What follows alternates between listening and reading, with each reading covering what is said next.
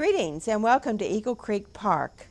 I'm Susan Blair and I'm the president of the Pike Township Residents Association, commonly known as PTRA. We're gathered today for a grassroots project, which we call Living the Vision, to celebrate the 50-year anniversary of the early visioning and planning work which resulted in the creation of this fine regional park. Today we're filming from the marina on the east bank of the reservoir, just south of the bird sanctuary, which is also part of the park. This year, the theme of the Indianapolis Spirit and Place Civic Festival is Inspiring Places. We believe it's especially appropriate to spotlight this incredibly inspiring place as an informal accompaniment to the 2009 edition of the festival. As I mentioned, this year represents the 50-year mark for the park. In 1959, Indianapolis planners were actively conceiving the vision for the park and beginning the process of bringing that vision into reality. Today we're speaking with Ross Vogelgesang. Mr. Vogelgesang was the city planner and landscape architect who played a key role in the late 1950s and 60s in securing the Eagle Creek Park property and in master planning the park and the surrounding area to ensure compatible development.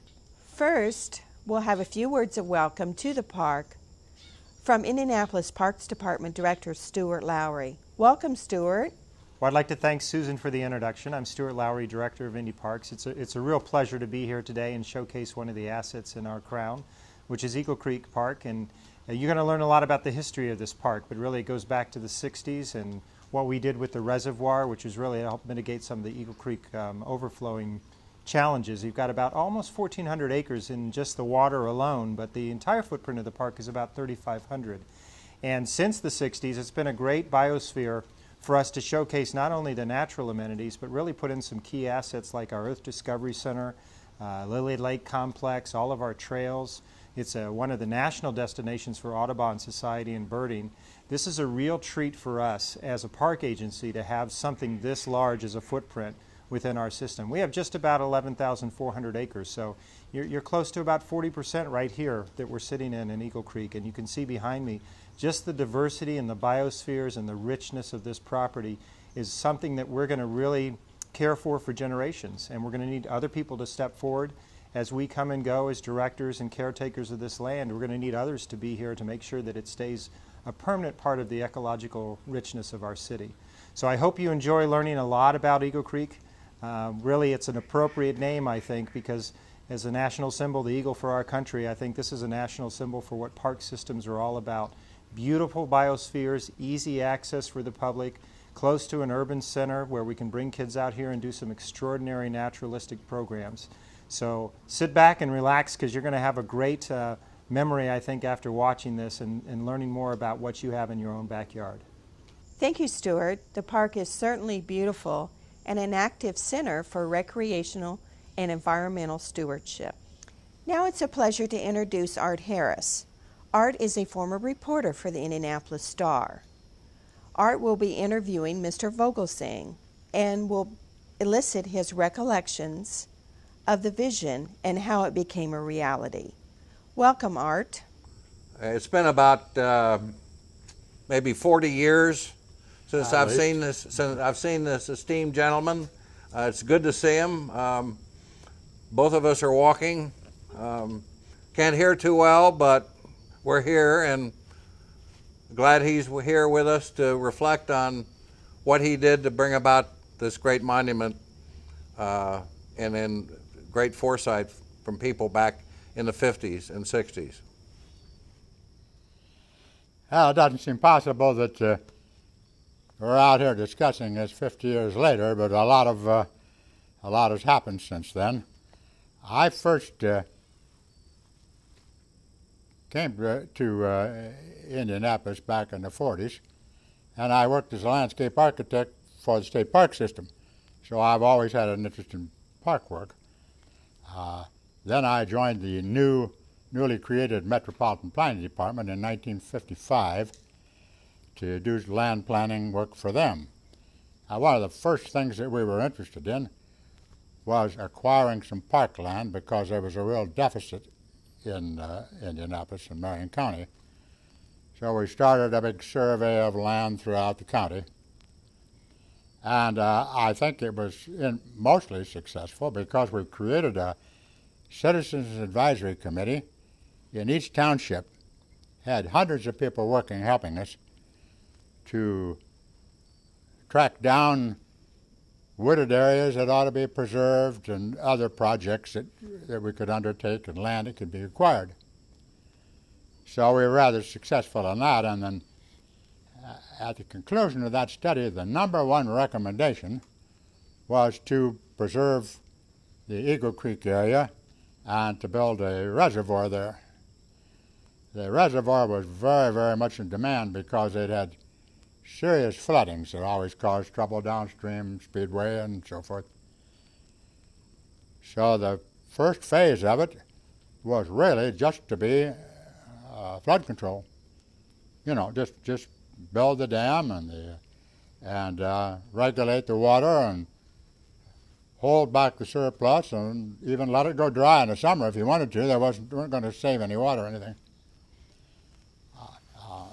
Mayor Boswell was the first mayor involved in this, and he suggested at one of the early meetings, well, you know, why not broaden this thing and do some water storage, maybe even have some kind of water recreation if you had enough there in the pool. So that's when it first broadened out, and they decided that it would be a multi-purpose, you know, flood control first, water conservation second. They didn't say water supply, they said water conservation, and maybe some recreation. So it developed from there. You remember that, I'm sure. Yeah. Well, who owned most of this land out here, and how did all that evolve? Who owned all the land out here? Well, the land south of 38th Street was privately owned farms and a few houses on some large tracts, and most of it north was owned by the Lilly family, where they had a tree farm, sort of an arboretum, wildlife preserve. So there was originally there was an interest to acquire the whole thing. You know, just take the whole shoreline, park all the way around and buy it all out. But there wasn't money available for that sort of thing. And so they even entertained the thought of having the state buy it, making a state park out of it. While the state park wasn't particularly interested, they didn't want to spend any money for the city and so forth. So that got into a little bit of a discussion there of who's going to do what. The state finally said, well, if the city will buy the 2,000 acres and give it to the state, why will? And the park board said, well, you know, no way, not if we have to buy it. We're not giving it away to anybody, see. How did Purdue University get involved in this? Well, the Lilly family decided they didn't want to give it to the local park department because at that time the park department was understaffed and they didn't have professional people to handle it, and they didn't think that it would be used properly. So they just gave it to Purdue University for their use. Well, the city, of course, still was very interested. So they began negotiating with Purdue to see if they could buy it from Purdue and to persuade Purdue not to develop it for housing or anything until it. So Purdue gave the city an option for a year or so to see if they could figure out how they're going to get the money to buy it. Well, the city of Indianapolis had never had a bond issue for park development in 30 years, and the thought of bonding something wasn't very popular. So we had to slowly develop this idea and persuade the city and the park board that they should have a bond issue, and the flood control board involved also. So Mayor Boswell was receptive to this idea, and they finally passed resolutions so that they could issue flood control bonds and park department bonds and buy the 2,000 acres from Purdue.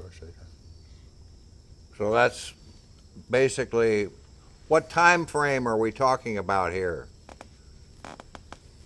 Well, 65. we started out with the first study in about 58. I think the resolution to buy finally occurred in about 1963. And we didn't get water in it till then, and I think it was 11 years and 4 months that we waited from the time that we got the first visit to the parkland till the time we saw the water in it. So a lot of people involved. If it hadn't been for the leadership of some of the officers of the Pike Township Association, we never would have gotten the land from Purdue because they were reluctant. At that time, Fred Stuber was vice president of Allison's, and he was president of the Pike Township Association. And he lived right down here by 38th and the shoreline. So the two of us would make trips up to Purdue and sit down with the officials, R.B. Stewart particularly, who was a controller for Purdue at that time, and persuade them that they should sell that land to the city. And it took a while to convince them, but he finally succeeded in doing that, and so that made it possible for us to acquire the land. Ross, you were talking about the involvement of Purdue University with the city of Indianapolis. And I recall going through some old documents that even though the city had been talking to Purdue, Purdue disclaimed any knowledge that the city had been talking to Purdue. What was the problem? Well, you know, Purdue said that when somebody gives them land like that worth that much money, they were simply going to use it as they did all kinds of gifts, use it for the benefit of Purdue. And they didn't particularly recognize any civic duty here to preserve that land. So our first meetings, they just listened. And in fact, they had an article in the newspaper about 6 months after our first talk that said that no one had ever talked to them at all about this land. They completely ignored it, you see. Well, some of the people in Indianapolis on the Pike Township Committee, particularly Stuber, and a fellow by the name of Harold Dice, and a Mr. Connor, were all officials with Allison. And they all had influence in the engineering field, industrial field with Purdue. So some of these fellows wrote letters to the governor, Matt Welch. They wrote letters to the director of the Conservation Department, State Parks. More letters to Purdue, trying to persuade them it would be in their best interest to sell this land, take the money, and allow the city to preserve it and so forth, that they would be good public relations all the way around. So they finally persuaded them to do that, but it took some real comment from the leadership in the community to get them to do it. How did the city deal with the issue of residential development around the reservoir or the flood control project? When it was just considered as a flood control project, there wasn't really too much interest from the citizens. When they started talking about parkland and public access, then they were interested.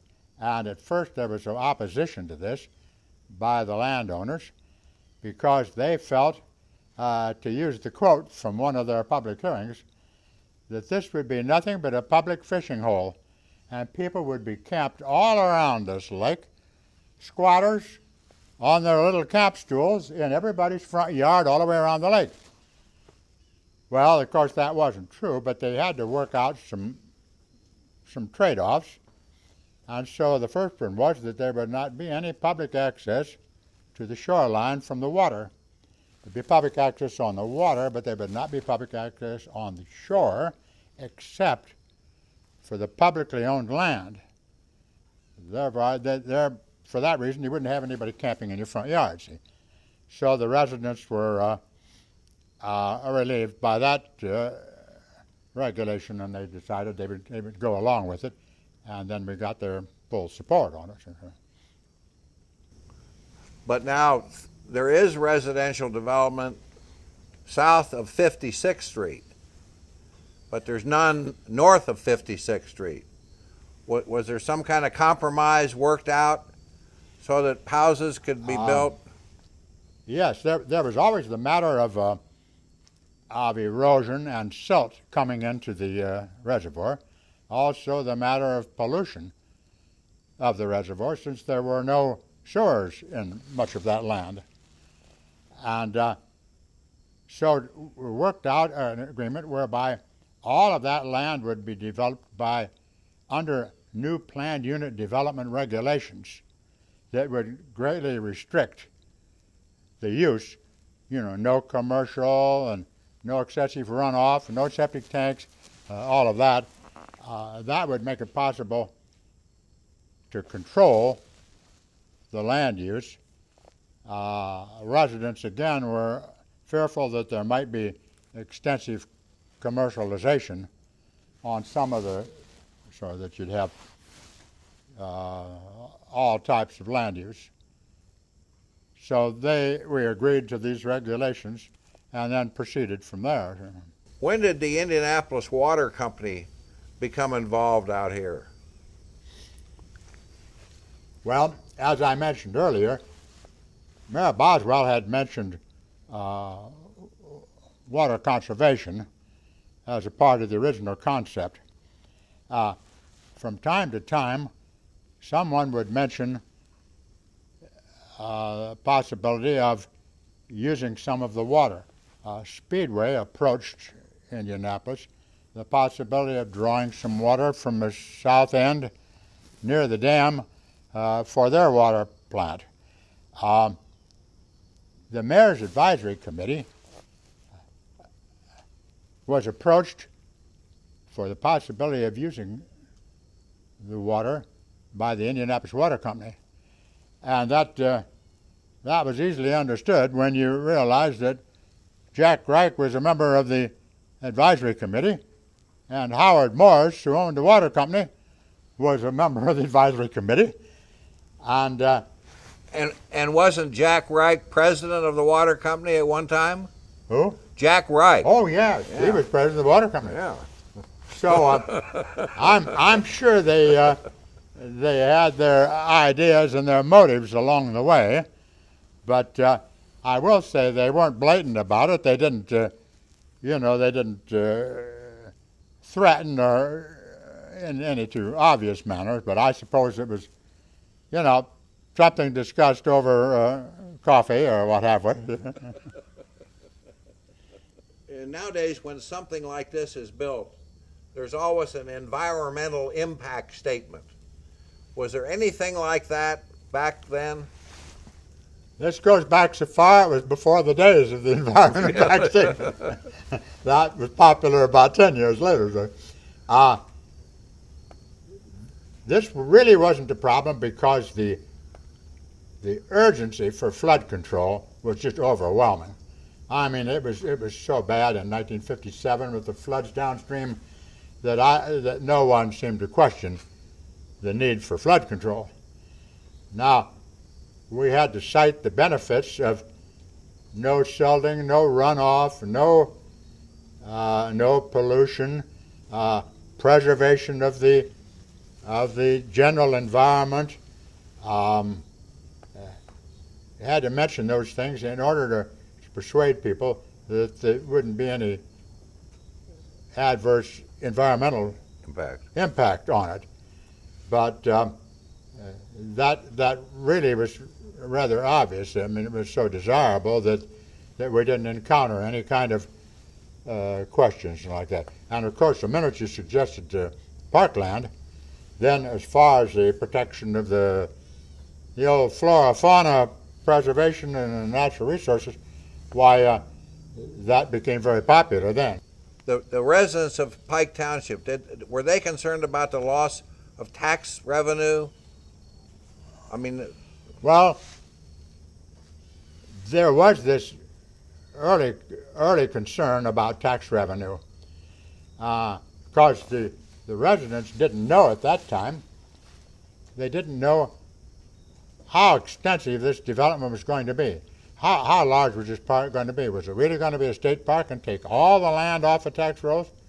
Or was it just going to be a city park and so forth?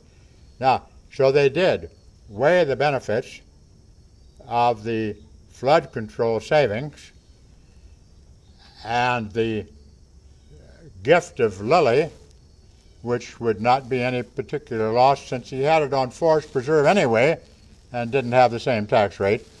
They did balance out there and found that there was a tax benefit ratio in the deal, so we didn't have any more opposition from that point. There was some early concern that they might have to try to use eminent domain, start condemning some properties, but there really wasn't too strong a basis for that. In addition to the Lilly land, the city did buy up 3 or 4 separate parcels to fill in here and there. I remember the negotiations for the purchase of what was known as the Johnson Farm, which is the land that the dam was built on. The elderly couple owned that farm, and they weren't particularly interested in selling the land. But one of the fellows that worked with us was a realtor by the name of John Hurwitz. And John was a very persuasive fellow, and he kept meeting with the Johnsons to try to talk them into it. And it got to the point that he would go to their house for lunch, and he would virtually sit there and hold their hand while he told them of the many, many wonders and virtues of building the reservoir increase. And he finally persuaded those people into selling that land. And so we always joked about that one. Do you have any stories that you remember that probably never saw public print or were never on television that you'd like to relate that many people probably don't know about that happened? Yes, I can tell you a few that they don't know about, but one of the most interesting to me was in the early days when we were trying to persuade the park board that there was a potential here for the park and so forth. They really didn't know quite what we were talking about, so we organized a field trip. And we took the entire park board, and Mayor Boswell and some others, and we loaded them into black Buick Roadmaster sedans, because in those days, each member of the park department drove a Buick sedan furnished by the city as one of the perks of being on the park board. Now we all got in this car and we drove over Mr. Johnson's land down here and went down to an old dirt road that paralleled Eagle Creek, which was about 50 feet wide at that point.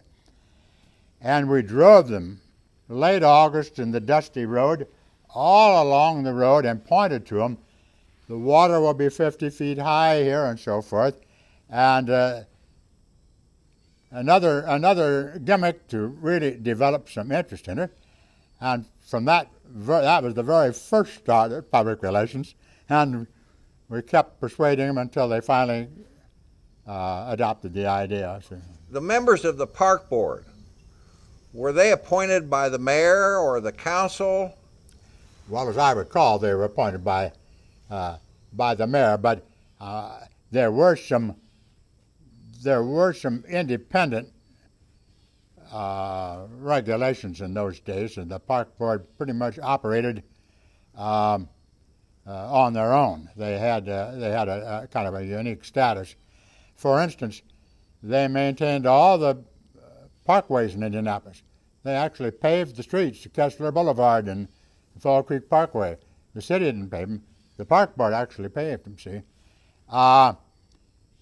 They also according to the rumors and the stories that circulated, they also planted some of the land in the parks in corn, and they saved that corn to feed the ducks that swam around in the lakes, in the Sullivan Lake and the parks, so that those ducks would be available to give to the park board members to eat for their Christmas dinner. That was another perk that went with being on the park board. It was a good job in those days. Did you ever have duck for Christmas dinner off of Eagle Creek? No, no free meals. Well, Ross, it's been great talking to you today. I'm amazed at your memory. It's as sharp as ever. The citizens of Indianapolis owe a great debt of gratitude to you for your farsightedness in helping set aside and develop this park, which at the time I believe it was one of the largest of its kind outside of Central Park in New York City for a municipal park. So thank you. Well, thank you, Art, Ross, and Director Lowry. The early history of Eagle Creek Park is quite interesting. I hope we'll all be inspired to engage in civic work in our respective neighborhoods.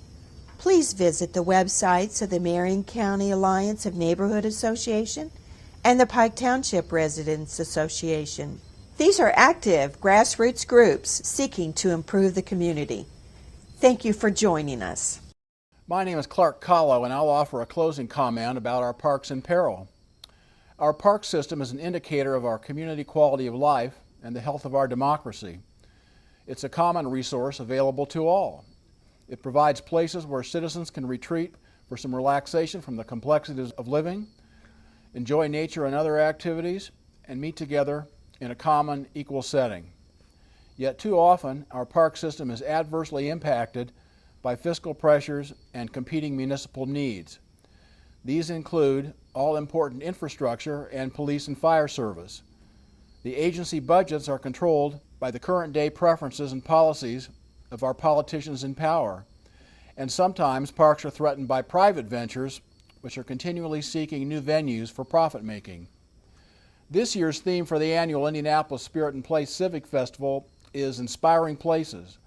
Our Parks Department will present a program entitled Discovering Indy's Green Velvet Glove, featuring the historic George Kessler design system of parks, greenways, and parkways. Unfortunately, what is patently uninspiring, if not a public shame, is this year's edition of the continual annual erosion of the park's budget.